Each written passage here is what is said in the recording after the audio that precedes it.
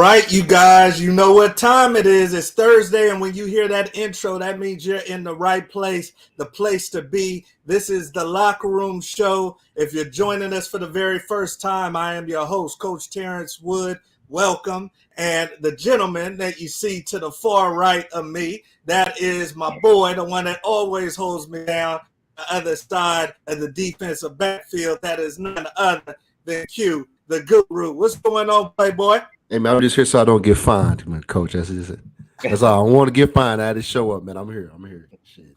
He said he's here so he don't get fined. And I know a lot of you young players out there want to be in the same boat. You don't want them in your pockets. But we got a special show for you guys tonight. This is a gentleman we've been waiting to have on for a while. This is somebody that has paid his dues, you guys, in the game of football. And that's what we're all about, is bringing in people that have lived it. Not just talking about it, not just got a fantasy team, people that have lived it. And this gentleman definitely has. He was a former D1 player from University of New Mexico. He's coached many superstars, you guys, getting them to the next level, to college. And recently is just fresh off a brand new state championship. And that is none other than defensive coordinator Brandon Gregory of the East St. Louis Flyers. How's it going, Coach? Man, it's going good. I can't complain. Been a rough week, so winding down, can't wait till Friday. But other than that, I'm enjoying myself and glad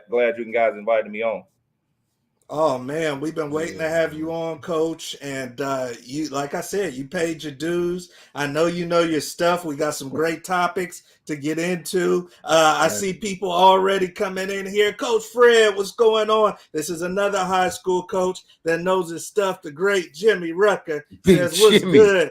Locker room family, avocado baby. That is actually my sister-in-law says we're here. She said like she in Colorado, so they on that Dion hype. They say we here and they coming.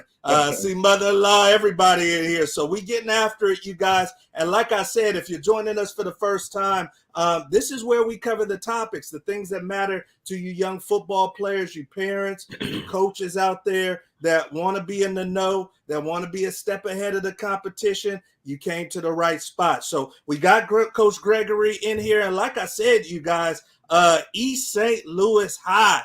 I didn't know that much about it, but I do definitely now. These boys are not playing around. They got some heavy hitters, some dogs out there coming off of a state championship. This is the school's 10th state championship, which is ridiculous. My school don't even have one, and we done produced some boys, and these guys is going off a 10. So very excited to talk to Coach Gregory, and I know that he's got some great stuff to share with us, you guys. So let's get into it. And right off the bat, Coach, East St. Louis, I'm going to play this trailer real quick, and hopefully everybody can see it loud and clear. But you guys had an 80. Everybody say you want out of East St. Louis, right? Everybody in this group, that's what you want. If you're not putting the right foot forward, how you going to get it done? Ask yourselves that question. You're never going to get away from it. Because your parents there, they probably stood there, your auntie. But don't mean you can't better yourself. You want your kid to live that life? Now what are you going to do? You going to utilize your gift? You stuck right here. End zone, and it is caught. Touchdown. I just want to experience more. Wake the hell up! Get out that goddamn daydream. Before like I die or whatever, so I can just see what's really out there. Because I know it's more than what this 89 blocks can give. So.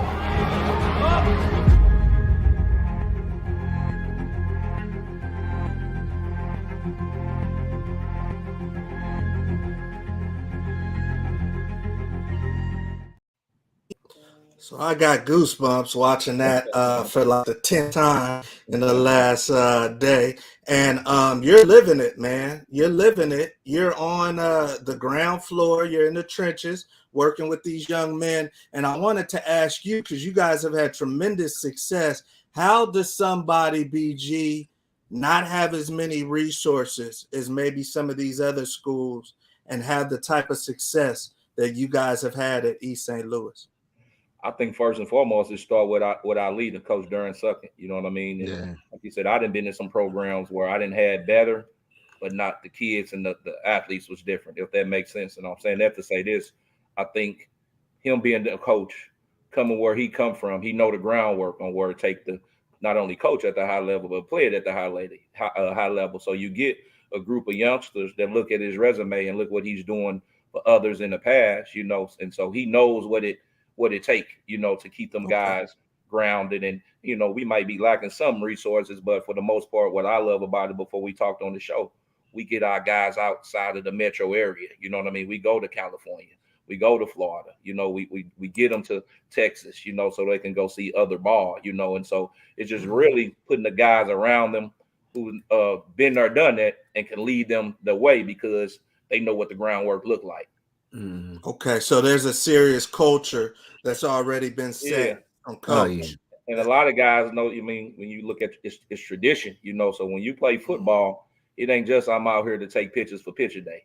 People know that you got you got older guys not looking up to you, but you got to keep the tradition going, you know. So when you come play football for us, we getting guys that understand it versus I'm just doing this because mama wanted to put my name on the t-shirt so she can come to the game and wear it, you know. So they know the sacrifice and the grind, but then like you said, the reward, like you said, we just got number 10, you know, so kids want one of these, you know what I mean? So when they know what the reward is, you get guys that's gonna do what we ask them to do the extra work, and you know, whatever we ask them to do as coaches, you know, because they understand just the tradition and, you know, the outcome that can happen if they stick to the course.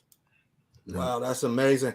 Q, I mean, you're from St. Louis. When did you start to see East St. Louis really take off in your mind and your perspective? I mean, man, Eastside has always been, man, a powerhouse of a program. I mean, this is going all the way back to the 80s, man, with Brian Cox, you know, and them boys, man. I mean, so it's nothing new. The one thing, if you fast forward to now, what I like about Eastside, and I'm sure, you know, BG will agree, is back in St. Louis, we see how it used to be, where you would see a lot of the public schools all had great athletes, right? Everyone had their own set of athletes.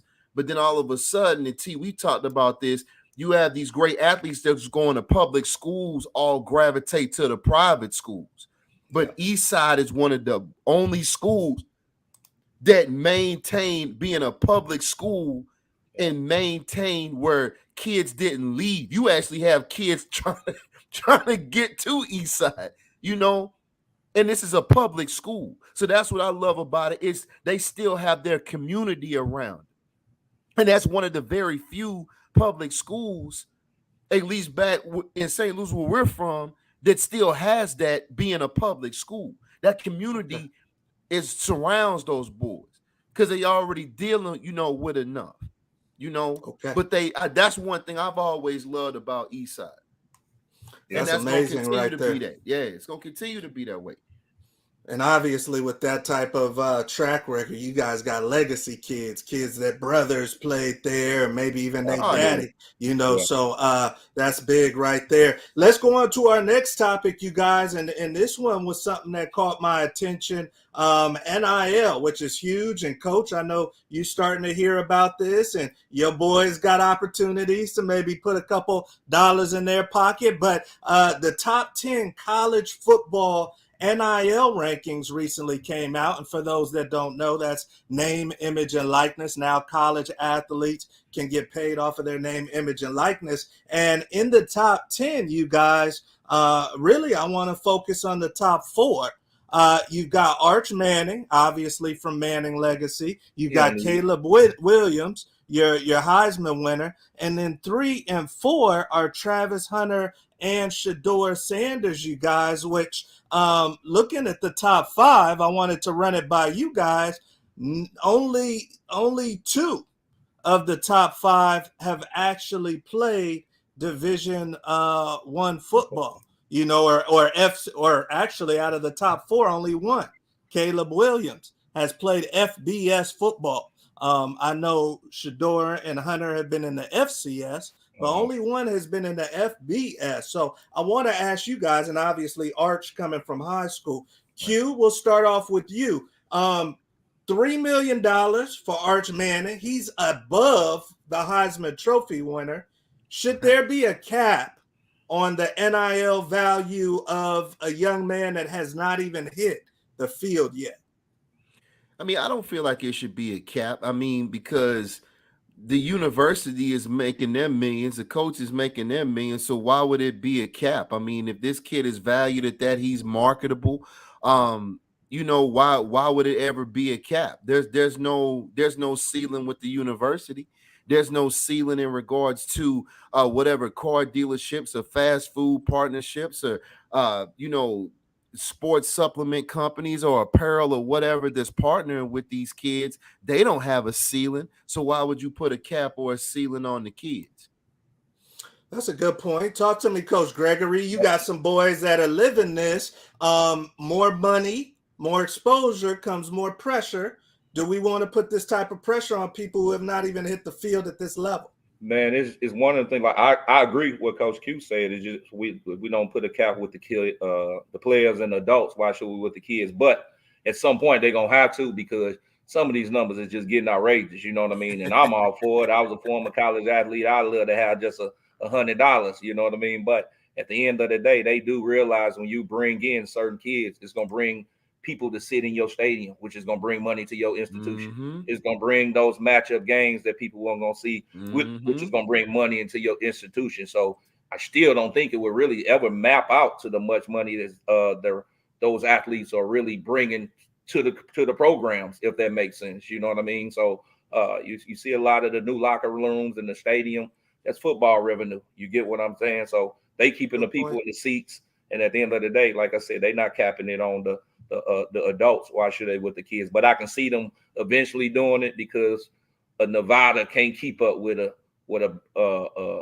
Colorado is doing, if that makes sense. So from a coaching standpoint, if I'm at the University of Nevada and I got a kid that's Colorado, he got a Colorado offer as well, it's going to be hard for me to compete with them NIL wise, just because they in a different tax bracket, if that makes sense. So I think it hurts and helps recruiting as well. No, that's a great point right there. And I see the great Jimmy Rucker saying pressure is already on these kids. So when they sign, the keg is lit, and they better be ready for it. And then the coach, Fall, says kids need protections, or their money might ruin that. Yeah, without the right people around. I mean, but think about it, taking this perspective, fellas. Like let's use Arch Manning for an example. Like, how much is UT really gonna make off of this boy's jerseys? Can you imagine how much money they're about to make off of his jerseys? His jerseys are gonna be sold all over Texas, everywhere. Gas stations, Walmart, you name it. It's hard to put a cap on that. This is a country of capitalism, so that's And maybe another locker room show episode. But you guys that are in the locker room for the first time, I'm a former Buff. I'm a CU alum. I just got off the phone with somebody that said it's some things going down in Boulder. The prime time and his crew, his entourage, trucks everywhere, is making some business moves. That's all y'all got to know. So that'll be another locker room show, you guys. We are on to our next topic, and this one a little bit on a somber note, really tragic note, actually. But we obviously lost the great DeWayne Haskins, former Ohio State superstar, first-round NFL draft pick, and got struck on the freeway by a truck and passed away. But it's looking like, you guys, that the family is got some lawsuits and some legal action, and claiming that this wasn't just a coincidence. There were some things in his blood alcohol and everything where it's leading to maybe this was deeper. This was a conspiracy deal, and this was a deal, a wrongful death, and maybe even a murder. you know, where some people drugged him and were trying to get some money out of him, and he ended up wandering onto the freeway. So I wanted to ask you guys, obviously this is tragic, but superstar athletes, man, the fast lifestyle, there's a lot coming at these young men. DeWayne Haskins might have been 20 years old, 21 when he got drafted. What could we do as stopgaps? Who's responsible for being the oversight? Is it solely on the athlete, Coach Gregory, or is it on the agent, on the school? You know, this doesn't just happen overnight. That people have people around them trying to take advantage of them. So how do we limit this type of stories that we are hearing? I think it take all the above. It takes a village. You know what I mean? For example, you know, I got some kids in certain situations where I'm reiterating that, watch the company they hang around and, you know, just kind of walk them know, hey, you're a professional, now you're a big time college athlete. You got to do things a little different, you know, but it might come across from mom and dad. It might be the agent. It might be the coach. You know what I mean? So you never know. So that's why I'm saying it the more, the better, if that makes sense, because like you said, mom is mom. So they probably look at mom and dad like, oh, it's been one or out the other. Well, my coach, he always said that in high school. But down this agent that I just met that helped me get these millions, who's dealt with other athletes in the past, he might be the one that get across to him. You know what I mean? So I think with it coming from different avenues, and then just that player or that athlete deciphering which one, you know, they pertain and listen to can help them. You know what I mean? So I think it should come from all angles. If I'm getting it from 40 different ways, it ain't no way from me around it. But if I'm only getting hit with it from here and it sneak in from this way, now it's a possibility where I don't get the information or, you know, take it and run with it. That's true. That's some great advice right there, Q. I know you got a brother, and I know you guys are tight, man. And let's say your brother ends up being a star quarterback at Ohio State. How do people get around him and get past you that have bad intentions? I mean, you can, as much as you love someone and try to keep them on the straight and narrow, you know, it gets difficult. It's just like BG said, you have to be where you're surrounding these young men at all times with positive in order to keep them on the right track, because just as you're constantly trying to keep them on the straight and narrow, there's constant things that will throw them off of that path as well. But I will say this, and actually it's funny you bring up my brother. I was actually having a conversation with him the other day. And BG, correct me if I'm wrong. It's something about, I don't care if you in the league, you could be first day guy, top 10, lottery pick, right off the draft board. It's something about especially assuming you have a good relationship with him, it's something about your high school coach. Yep. You could be a grown man, 20-some years old, been in the league 6-7 years. Yep. They're gonna call their high school coach. BG, am I lying? No, that's they don't call it. Even I don't care. Look, if you had a great relationship with your college coach, wonderful. But it's something about, and I mean, these are even kids, you know, single parent home, both parent homes. It's something about your high school coach that I don't know what it is. It's just that relationship. That usually, I'm telling you, man, you can ask coaches. BG will tell you across the country. It's a lot of times that's the first person they gonna call. Man, it's funny, even with being around Coach Sunken, you know, of course, he's coached more big time players and their players than I have. But it'd be amazing for even when them kids come home from spring break, man, them kids be right over there in the weight room talking Coach Sunken. Them guys that he didn't coach that's in the league, I'll be watching, listening to them, give him a phone call and ask for advice and stop by. But like you said, they always reach back out to their high school coach. You know what I mean? It's something about that high school coach, man. You know. So you guys are thinking maybe he wasn't tapping in like he should have been, or? I mean, go ahead. DeWayne Haskins. No, like I said, it's unfortunate. I don't know what, you know, the details around it, if that makes sense, you know, but you just wish you did know so you can kind of protect them from it. You get what I'm saying? And, you know, at the end of the day, it's unfortunate, you know, it's just one of these things what we're talking about now. What could we do better to prevent things like this from happening, from, you know, just surrounding yourself with some better guys and, you know, people who you trust and know who's loyal to you from the beginning. Right. Good I point. mean, Good because point. it doesn't take much, y'all. You know, for your young players that are listening to the show this evening, and we said this before on other episodes. A lot of y'all, you start this game, right? It's maybe 7, 8 years old. You know, you get your shot at the league. You've been playing this game 15 years, 15 16, years. 17 years. So it takes you that long to get to your dream, but it only takes 2 minutes to ruin everything. Yeah. That's how quick it is. Yeah. That's how quick this man lost his life, lost his career, everything, just like that, in a matter of seconds. Everything, you It don't guys. take So this much. is why we bring this Don't take up. much. You know, you guys listening live, you guys catching the recording. This doesn't have to continue if we got people watching out for people, and if we got people tapping in with the right people. So you guys keep that in mind as you move forward, you young superstars out there. We're on to our next topic, you guys, and thank you for joining us. We got the great Coach Brandon Gregory with us from East St. Louis High, state champs, Missouri, not playing around, sending guys D1, sending guys lower levels, and making it happen. So you guys, I appreciate you tapping in with us. In this topic, and this is literally, BG, I know we just meeting, but I work with athletes too. Literally just had an athlete call me about this, but the transfer portal is opening up, and obviously the transfer portal has created some new dynamics in college sports right here. Jed Fish at Arizona says, eyes wide open.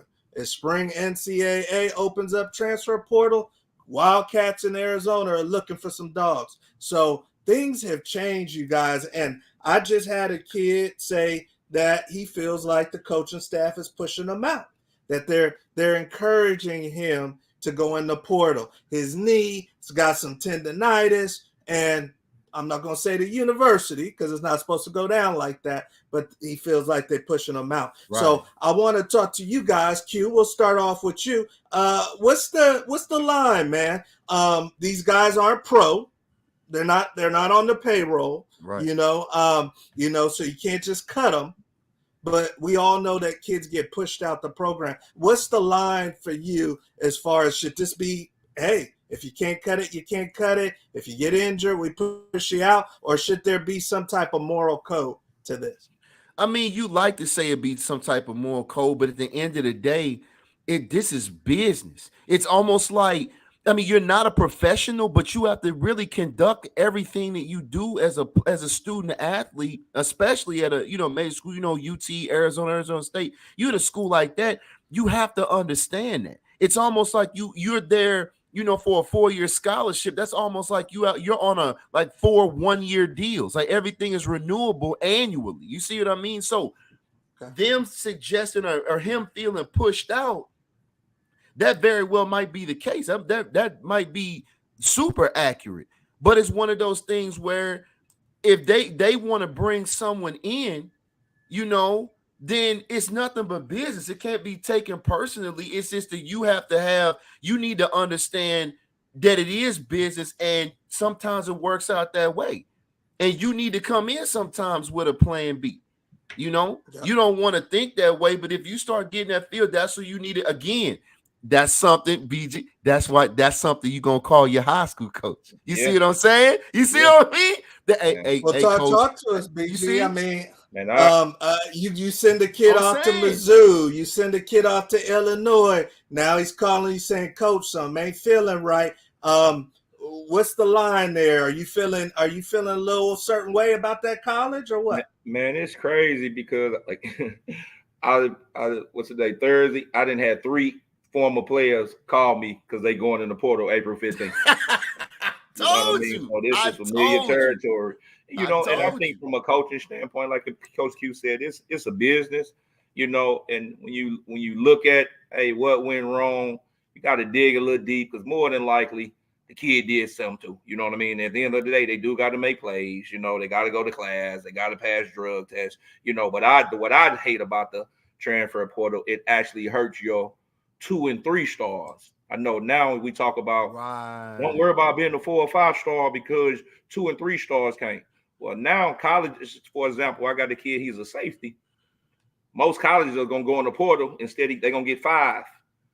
4 of them going to come out the portal. So now it's only one shot for one high school safety to go to their university. If you get what I'm saying. And so you hate it because it looked like now coaches are just getting guys that they don't have to develop, but you can't be mad at it because they got to do it to keep up with the Joneses. So I think it really hurts. Not lose their job. Like I got to get my 2024s. I'm telling them, hey, for example, one of my kids just talked to Purdue. They got 4 spots. That's as of right now. That might change April 15th. When they go in the portal, they might get 3 safeties. I'm about to say it might, yeah. So now that one spot that's left is for you and the other 20 kids that they didn't offer. So now it forces your hand. Do you commit early? You get what I'm saying? Because that portal, it makes them numbers change. And I think it just hurt them high school kids more than anything because they're not getting a chance to go get coached up and get developed because coaches are just jumping the portal. Oh, I can go get Leroy. And it's plug and play. He's the second team receiver at Bama. I'm at Arkansas State. He's going to start for us. So now what about that kid that worked his ass off? Right. But you can't be mad at it because Arkansas State, whoever, and I'm just giving them for an example, the other teams in their conferences are going to do it. So you got to do it to keep up with the Joneses so you can stay competitive. You know what I mean? So it affects different ways. So it got some good and it got some bad. You know, I just, with the ones that reach out to me, I just say, hey, man, well, let me reach out to some schools before you jump in that portal. So I don't want you to get in that portal and get stuck. You know what I mean? So, for example, my kid Jamison Williams, when he wanted to leave Ohio State, you know, kind of seeing what it was going to be like, heard, hey, once he get in that portal, they going to be on him. Hey, he wanted to do it and then got in there. So I would just advise kids to, you know, kind of have your high school coach, a parent, or something to do some leg work to reach out to some cues that say, hey, Billy Joe Bob not happy. If he get in the portal, it's a possibility you guys may be interested. So then before you jump in that portal, now you just in there stuck, you know, because the number that's kids that's stuck in the portal is ridiculous. You get with that number. You know what I mean? I mean, one time it was almost in the 2000s. That's a whole bunch of kids that didn't have the right guidance. So and don't get me wrong, it worked well for some guys. Like if I'm a kid that went to a school and now it's a whole new coaching staff. So now the coaching staff that recruited me is no longer there.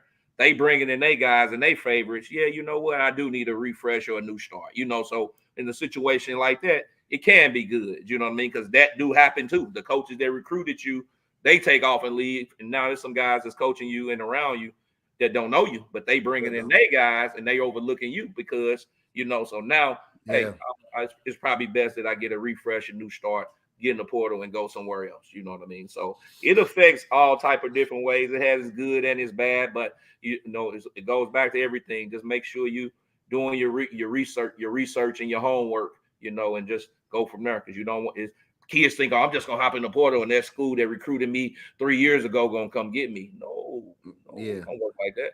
It don't work like that because now they want to see your film. You ain't played in 2 years. Yeah, I got my high school film. No, you're a junior now. They don't want to see what you did in high school no more. That was 3 years ago.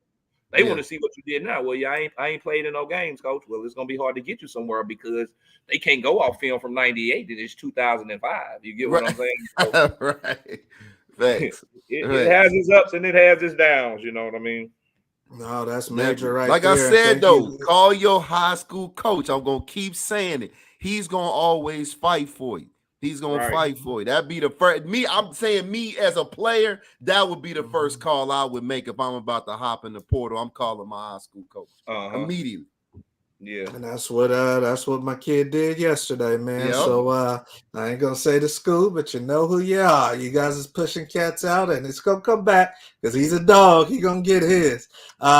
So we are on to our next topic, you guys, and this one is one that definitely caught my attention because you know we're all warriors on this podcast. We all played, and unfortunately, we hear on stories of guys that aren't transitioning well, you know. And this guy out of South Carolina State ended up taking some lives. It was a few years ago, and 6 people actually, and took his own life. And then they found out he had severe CTE. severe CTE. So, and matter of fact, on a whole nother level, they hadn't even really seen it like this. So his dad knew he had some concussions back when he was in college and didn't feel like they were taken care of properly, and is suing the university for his son's, what took place with his son. So I want to draw it back to you guys. I mean, CTE can start forming when you're in high school, college, obviously develop if you go pro. So, Coach Gregory, do you think schools should be on the hook for the mental health of their former athletes, or do you think that that's a touchy subject there? Man, I think it's gonna be one of them things where you're gonna have to dot your I's and cross your T's. You know what I mean? Like, for example, with me, I played since I was little. I played in high school, played in college. When I was with Quincy, played with the indoor arena. They found something wrong with my heart, but my mind said I thought it was wrong because I didn't been taking physical since I was 6 years old. You know what I mean? And at the time I was 25. You know, so with all them physicals and everything that I had, nobody never caught that. You get what I'm saying? Yeah. So I had to do the EKG and all of that stuff. But my mindset was still like, damn, I've been an athlete for a long time. This is not my first physical. Why we just finding out I got a heart murmur? You get what I mean? So it's just one of them things where doctors and physicians and all of them gonna have to be, keep their paperwork and paper trail, because at the end of the day, parents are looking to see, dang, when did this go wrong with my baby? And at the end of the day, they are grieving. They do want to have, some type of closing, so they got to say who went wrong, who did go wrong per se. You know what I mean? So I think it's just going to force doctors and organizations and things, physicians, to kind of tighten up on what they do. So when Ted come back 20 years later, you got your paperwork or whatever you need to show that, hey, when he was with me, this is what we did. No signs of symptoms occurred. Documented, And just even with the gear and the protective stuff now, man, this stuff just so crazy. I remember it was the one school that I went to, coach at, they had 1- and 2-star helmets. I'm like, man, I'm not even gonna take this job until y'all can promise me we're gonna get 4- and 5-star helmets, just because, with helmet safety, you know what I mean? But it was me being knowledgeable of it, like, hey man, these are some bad helmets. I'm not gonna put under my name and the kid get hurt and they come back on me. Absolutely. And they worked with me and got the kids new helmets. It's just they didn't know, if that makes sense, But I knew, hey, these are some not good helmets. We need to get our kids some better ones, and so they did what they need to do with that. So it's just, once again, knowing your resources and keeping up with the Joneses so you can kind of keep them as protected as possible. Don't get me wrong, football is a collision sport. They playing in fast and physical now, but the better equipped you can keep them in, and the better examinations that you give is the best thing as well. Talk to me, Q. When you were at Kansas, man, did you ever have any concussions? Did you feel like the protocol, I know it's different now, but did you feel like they were really having your best interest in mind if you did? I mean, I'd like to say that my university did. I mean, man, I definitely remember my first concussion. We were playing A&M, and I definitely still somewhat remember it. But it's kind of what Coach BG was saying. It's up to the faculty, it's up to the team doctor, position coach or what have you, the trainers, to really stay on top of that. I mean, man, we know exactly what we're getting into. Football, as he said, is a full throttle collision sport. Sometimes violent, if you will, in the nature, although we love it so much, but we'll go out on our sheet. It's just like a boxer, so it's up to everyone around us to keep their eye, because otherwise we always gonna go back in the game if we can. If you let the average player, bell rung or not, and you ask them, are they okay? 9 times out of 10, they're always gonna say, I'm good, coach. Put me back in the game, and you can't see nothing. Yeah. No, you guys are right. I mean, there's some guys right now that will tell you, depending on the magnitude of the game, you damn near have to kill them to play that game. Yeah, I actually got a concussion when we played Texas Tech. I was a gunner. Went down there, got hit. I'm standing on the sideline.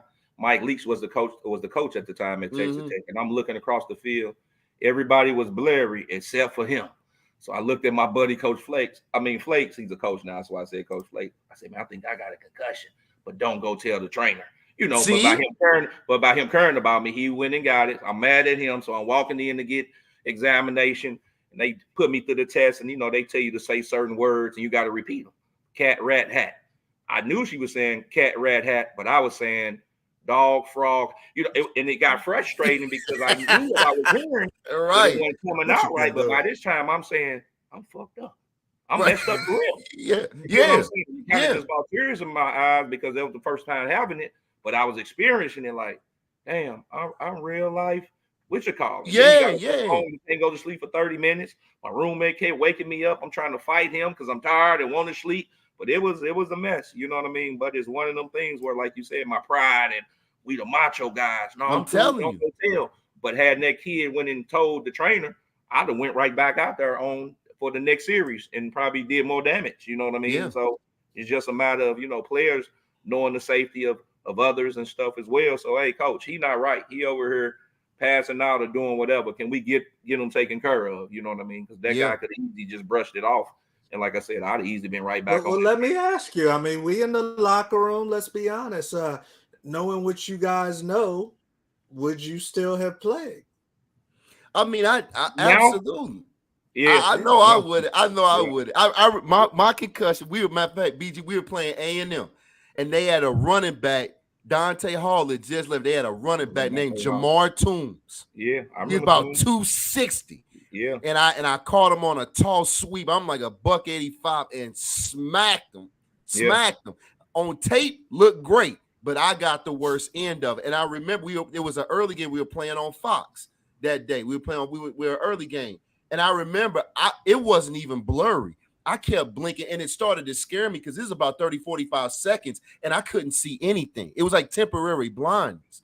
And Neesmith will tell you, coach, and they actually just helped me. I said, hey, just walk me back to the huddle. So they had to grab me like a blind person and walk me back to the huddle. And I got lucky because we ended up going to commercial break, and I started to kind of come to. But I was going back in. Like BG said, we not coming out. I was 5'9", 175, so I had little man syndrome. So I was going back out there because I got something to prove because I'm a smaller guy. You know what I mean? So I got to definitely get carted off before I come out. You know what I mean? Yeah, coaches, if you're listening, never leave it up to the players because they're going back in the game. And then right now, even this with the look, I'm keeping up with the little league stuff. Man, these kids playing in tournaments and they playing football at an early age. And there's one organization here, man. Dad was telling me they played at almost 24 games. They 9U. Wow. What? Yeah. And so what I'm saying, even these little league, the younger kids, they're playing so much football at these young ages. By the time that you get what I'm saying, but that's a true story. I ain't just exaggerating. Wow. Yeah, because they playing in all these tournaments. Like this, it's a tournament in June, the Kansas City Clash. But I'm looking like Little League June. Like they should still be hooping and running track. Right. They playing football. So you figure they play from June to December. It's about 25 to 30 games. Man. That's a lot of contact. And that's just at 9U. So what about 10U, 11, 12, 13? Now let's go to high school. Wow. Now they beat up. Yeah. And you know they not reconditioning their helmets and got them in the top gear. You know what I mean? Yeah. So they out there playing more games than the older guys and probably the least best equipped. I mean, BG, I'm thinking about what you just said, man, especially depending on position. Think about if you had tail, man. You know how when you say, think about it from the time you you're a superstar. You're right, 7, 8 until high school, man. You know how many carries that is? That's a lot of carries. Dude, I mean, we're into the thousands by the time you're a sophomore. Yeah. You into the thousands. Yeah. That's crazy, man. We get it all the time, but that does have something to do with it too, though. You know, them kids get to that point and banged up and like, coach, I'm tired of this, but I've been doing this since I was 6. I understand, kid. Yeah, let's go be a lawyer or doctor or something. I agree with you. Right. At least with us, you know, we played football, did track. I wasn't playing football in June, y'all. I was jumping hurdles and running out blocks and relays. We didn't start football until August. Yeah, absolutely. June and July. And then they're going to play all the way up. But it's so many different tournaments and play for different nationals. When you sum it up, like I said, one parent said, man, they played almost 24, 25 games. Oh, my God. Wow. That's a lot. Yeah, that's right through summer track. Yeah. And we got the great sports agent Fletcher coming in saying, good to see you. Gentlemen, great show. Thank you for joining us. Fletch, and we are doing a great service, you guys, because we got Coach Gregory keeping it real, just like Coach Fall says. He said, "Thanks for keeping it real, Coach." So we do appreciate that. We got Jerry Criswell. What's going on, Mr. Criswell? This is Real Talk, great discussion. His son was a great wide receiver at UNLV. So good deal right there. We are on to, we got Coach for a couple more minutes, you guys, and we are on to our lightning round. Our lightning round is where it goes down. A lot of people, if you ain't been in here, you don't know about it, but you're about to find out about it. So the lightning round is our opportunity, y'all, to do a little bit of word association and find out what's going through the mind of our guests. Now, we've had amazing guests from the football industry in the locker room, giving it to us straight from the dome, freestyle. So we about to get into it with Coach Gregory. I know he got some people that's probably going to be watching this. So I got my good list, and all we need, Coach, is the first thing that comes to your mind. So I got some people's names in here. I got some places. I got some different things going on. And all we need is the first thing that comes to your mind. So we got 60 seconds. We got to give him a stopwatch. Coach said he was a DB, so I know he got some speed on him. Yeah, and we got 60 seconds. It's 2 minutes, Ray. That's all it is. And we don't just do this for fun, Coach. Now, we got a little wager on it. So 14 is the number. 14. If you could get 14 or surpass it, then we got a little dinner and hotel stay on the locker room show. Okay? So I don't know your favorite spot in the loop, but we got it on the locker room show. I can tell you, okay. Hold on. I got this. Look, you get 14. Here's what you're getting. You're getting a whole order of chicken fried rice from Bing Lou.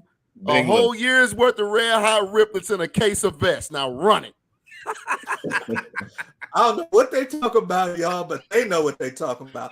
So that's what Coach gonna want. If you get 14 or more, now you get one for tech delay. So even if you get 13, you're good, Coach. So I got my stopwatch ready. Been accused of cheating in the past, but no longer. So I show it now. We all on zeros. And you ready to go, Coach? So just the first word, whatever coming to my mind. Fired off. First thing that comes to your mind, baby. All right. So here we go. First thing. And I'll start the clock for those watching when Coach goes. All right. Number one. First thing that comes to your mind, Coach. Albuquerque, New Mexico. Go. BG. Jameson Williams. Superstar. Mango or pineapple? Mango. Brian Urlacher. The great Bears. Chris Tucker or Mike Epps? Mike Epps. Crystal Lake, Prairie Ridge. Prairie Ridge. Favorite ice cream? Chocolate chip. Chicken nuggets or strips? Strips. Coach Sunkett. Goat. Antonio Brown. I'm crazy. Kurt Warner. 46 seconds. Hall of Fame. Roast or meatloaf? Roast. Ezekiel Elliott. Hurdles. Rondé Barber or Aeneas Williams? Aeneas Williams. Time, but he was rolling, y'all. He was rolling. Hold on. We got to run this back. Let me add this up. And then we going to talk about a couple of these. And then he at least tied. I think he at least tied because I know how many we're on here. And then he was rolling. And then he gets one for tech delay. Keep that in mind. So we got number one, Albuquerque, New Mexico. We got 2, Jameson Williams. We got 3 with the mango. We got 4, Brian Urlacher. We got 5, Mike Epps. We got 6 with the Crystal Lake Prairie. We got 7 with ice cream, chocolate chip. We got strips for 8. We got Coach Sunkett for 9. We got Antonio Brown for 10. We got Kurt Warner for 11. We got meatloaf. Did you say roast or meatloaf? You said roast. He said roast. Roast. I love you for that. For 12, we got Ezekiel Elliott for 13. So then we tied. He's tied at 14. I'm about to say he was close. So I knew he was close. Right there, I knew he was close. And then he did that. We hit 1 minute with that last one. Are you going Rondé Barber or Aeneas Williams? Aeneas Williams. Yeah. Okay, Aeneas Williams. All right, you guys. So we got to bring them back. I think we got 3 people that got to come back for the major showdown, UFC, WWE style. So let's go over a couple of these. He said, obviously, BG. For those that don't know, Albuquerque, New Mexico. That's where he played college ball. Jamison Williams, a beast. He's going with the mango over the pineapple. He's going with the Mike Epps over the Chris Tucker. What did you say for the ice cream? Did you say chocolate chip? Chocolate chip. Yep. Chocolate chip with the ice cream. He's going with the strips. Coach Sunkett is the GOAT, and we all know Antonio Brown is crazy. So we got it going on, and that is the deal right there. That is the deal. So we are on to our last question, and we appreciate Coach. I see a bunch of people hitting us up. Jimmy Rucker says, give him 5 for the Antonio Brown. Give him 5 for the Antonio Brown. And then you're like crazy for 500, Alex. What up? No, I see you guys. So hopefully it's all good. So we got our last question for Coach. Once again, killing it, you guys, in Missouri, East St. Louis High School, 10 state championships. And they sending guys left and right. The college is parked outside of Coach Gregory house, Coach Sunkett house, looking for talent. So you guys definitely tap into what East St. Louis is doing. But I've got a question for you, Coach. And then if anybody has any questions before we let Coach go, you feel free to pop them in the chat. But you already mentioned this, gentleman, and I just had to, with what you guys are up against and all of the success that you have had, I'd be remiss, Coach, if I didn't give you some time to just maybe give us a couple of nuggets that you've learned from Coach Sunkett or what he means to you and to that program and community. When you think of Coach Sunkett, what comes to mind? Man, what's crazy, before I answer that, I do want to point out, because it's a credit to the program, it's some guys that played on our state championship last year that's already early enrollees and doing good at their colleges already. So we got Miles McVay, the big guy right there on the end. He's at Alabama. Coach Saban just reached out and said he's doing well. We got JoJo and Brandon, who's at Illinois. We got Paris, who's at Arkansas. And then we got Kiki Hayden at Central Michigan. And all those guys are doing well. And I bring all that to say this because you hear about education. Our kids don't do this, don't do that. And all to graduate early, you doing something right. And it starts with Coach Sunk. When they come over, we put them in honor classes, encourage them to keep their GPAs up, and so when people say what they say, it just don't match up what this guy's doing, and so to have 5 guys, I mean, they finna come home the next 2 weeks to go to high school, to go to prom, you know what I mean? But they put themselves academically and athletically in a position where they was able to early enroll into we talking about Alabama, you get what I'm saying? So we're not talking about, I'm not gonna say no other school, but we talking about big time organizations where those guys are going there, and a couple of them might have a chance to start and compete for a starting spot. So I think this just goes back to what Coach Sung does. I've been a head coach. I was a head coach for 17 years, and when he originally reached out, I was like, nah, I think I just want to be a head coach again, So the fast forward, a man where I'm at now, and some head coaching opportunities came my way, and I haven't thought twice about it. And I say that to say this because as a head coach, what I'm realizing, for one, the joy I get to have with just actually coaching.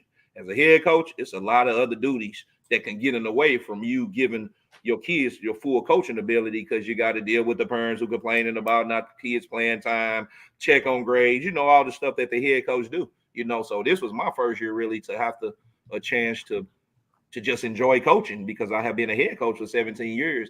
And then second, with me being a head coach, when I called the defense where I was at, it was my way or the highway. You get what I'm saying? Where now I have to game plan and show him and let him know what it is. He's holding me accountable, where I didn't have to have that because I was the head coach and, hey, y'all, we doing this, we doing that. Now it triggers me and motivates me where I got to be able to present to the boss, hey, this is what we're going to do to stop this team. And we agree to disagree, but at the end of the day, we're going to put the best product on the field, and he's very detailed oriented. And I mean by that is, I ain't giving y'all all this nuggets. We'll stay out there. But like today, if we was to be out there, we'd go over 12 plays for 3 hours. But you think if you out there 3 hours, you're going to get almost 50-some plays, but he wants perfection, even with lining up the details. And you got to think about it. We can beat most teams around here. You know what I mean? But when we go play the teams in Texas, Florida, Cali, those things matter now. You know what I mean? Because they got just as great point. So instead of lining up at 7, you need to be at 6. Instead of being in the 3, you need to be in the 1. All those things matter now. And I think it's a credit to where we spend more time with that. It goes back to that's why our kids are able to go into college and have an impact right now, because our kids, it ain't just about we're in my DBs know more than just cover 1 and cover 3. You know, we know Maven, we know Rob the hook curl defender. You know, I didn't have kids at old schools when we was playing cover 2. Hey man, sit in the flats. Literally, the kid sat down and sat in the flats. You get what I'm saying? You laughing, but everybody don't understand it. He sat down. We teach it, if that makes sense. So that's why it's not surprising when even the AJ Johnson kid, he's the number 2 safety in the draft. That's going to get drafted from Texas A&M. You know, but he comes from this 27. Yeah, 27. He's the number, he's the number, but he went to Texas A&M, played as a freshman. And now year 3, he finna go make a lot of money, if that makes sense. But it goes back to the development and the program and what Coach Sunk lays out there for his guys. And you, like I said, for me, it's just how he pays attention to the small things that I've learned from him. You know, so it's, I would like to be a head coach again, but I'm cool with stealing all the nuggets from him. And if I get a coach up under him, I'm good with being the defensive coordinator than being the head coach, because I'm actually learning more, you know. So my dream goal is to go coach in college. You know what I mean? At the end of the day, if he can help me get to that platform with getting my knowledge of the game better and just paying attention to the road he done took and the things that he do, and I can, you know, as I always say, don't be a copycat, but copy the right cat. You know what I mean? And I think he's a cool cat to copy, if that makes sense. You know. So have you ever met Coach Sunkett, Q? Yeah, I've met Coach Sunkett. Has been in East Side for a long, long time, man. Yeah, a long time. He's built that. That's what I mean. This program has been on top for a long time. Even, you know, since, you know, my old program has fell off. East Side has always stayed the course, man. Being, you know, at the top of their game, man, and staying a powerhouse all the way around. I mean, I guess me personally, you know, knowing BG the way that I do, and as good a coach as he is, that's saying a mouthful for Coach Sunkett, because BG has a state ring in Maplewood, you know, and been one of the best coaches, you know, in the state for a long time. So for him to humble himself to learn from Coach Sunkett, he could be a head coach at a lot of schools in St. Louis, a lot of schools. So for him to be where he's at and be comfortable and be humble and still be, you know, willing to learn, that's saying a lot from a coach that already, like BG, has a, you know, rings in his own right before he even got the East Side. You understand what I'm saying? That's saying a lot. Not every coach would do that. Yeah. Not every coach would do that. Well, all right, you guys. Well, hey, obviously huge value in tonight's show. We like to bring people from all different facets of the football industry because they're going to keep it real with you. This man has played at the D1 level. He's sent guys D1 to the pros, and now cranking out dogs and winning state championships. And he gave it to us live. He gave us the truth. He gave us everything we needed to hear, and we appreciate you tremendously, Coach Gregory. Man, I appreciate it. I'm finna make you mad. I appreciate you guys having me on, but I'm finna go get some emos. See, man. Bye, man. Go ahead and sign off. All right. The show's over. So there you go. Lousy. Emos is the best pizza in St. Louis. If you ever in St. Louis, definitely go grab some pizza. Go grab some Emos pizza. I have no idea they just, I don't know. They just get it from Jesus and serve it up. I don't know, man. But it's the best pizza around. It definitely gets in the area. Definitely get you something for sure. But man, dude, come on. I mean, you obviously put me on game with the whole 89 blocks and, man. You know, what's going on in East St. Louis and just how this high school is rising from the cracks, from the concrete. And, you know, it's always good to bring people in the trenches, you know, people that's really working with people. And Coach Gregory, Coach Sunkett, it sounds like they got a gym, man, out in St. Louis. Yeah, they do, man. They do. But if you notice, you know, as he said, and I'll keep saying as well, programs like that, especially with public schools, it's the community around them. It's the staff. It's way bigger than the kids. Obviously, that's important. Everyone wants, great players and what have you, great student athletes, but it's the community around them that will help keep them accountable and keep them on the straight and narrow. And if they want to get to that next level, making sure that they're accountable as a student athlete, and then off the field, they're this good, upstanding young men, that make good decisions. And that's something that they've done very well at East St. Louis High School, and continue to. They're gonna keep cranking out great kids that'll continue to be successful, man. So it's a great story. It's crazy, man, because you don't hear about all these coaches. In all of these programs, man, there's like a gem of a coach that's like Yoda almost, that these kids always gravitate back towards, that they trust, that they put everything on the line for this coach, and like you said, maybe multi-millionaire in the league, but dang, I got a tough decision. I'm gonna call my coach that's making $30K, $40K back in Detroit, back in St. Louis, back in the Bay. I'm telling you, something special about that time in a young man's life. It is, man. It is. Your high school coach, because he's the one that, he saw something in you a long time and he wants you to win. Your high school coach, he's one of your biggest fans rooting for you. But like I said, that's just from my personal experience, for teammates' personal experience. They get in a situation, good or bad, or just need a tough decision. They might call the dad, uncle, or whoever, but in a lot of cases, man, your high school coach is getting the first call. He's gonna get the first call. I heard that. So hey, hopefully all the calls y'all making to your coaches are upbeat and good calls. But you guys know that coach got your back, whether it's me or whether it's your coach that you're playing for. Your coach got your back. So hopefully you guys enjoyed tonight's show. Big value, Coach BG. Keep an eye on the East St. Louis Flyers, like Q is already prompting you to do. If you have not already subscribed to the Locker Room Show, and you in the football world, you a player, a coach, a parent of a player, we don't know what you're waiting for. Please subscribe. We got tremendous lineup coming to you guys as far as people in the industry that we're going to expose you to and that are going to keep it real with you. So subscribe to our channel. Make sure you tell your friends. Make sure you tell your cousins, tell your cat, anybody that listens and wants to know more about football. Make sure that they subscribe. And also, if you are in the San Francisco Bay Area, we are hosting a special college football recruiting seminar next Friday, April 21st. It will start at 5:30 p.m. at Archbishop Reardon High School in the city. This is free. This is free. So the days of us saying we don't know, the days of us saying that I didn't get the memo, that's done with. If you're in the San Francisco Bay Area and you want to play college football, this is free.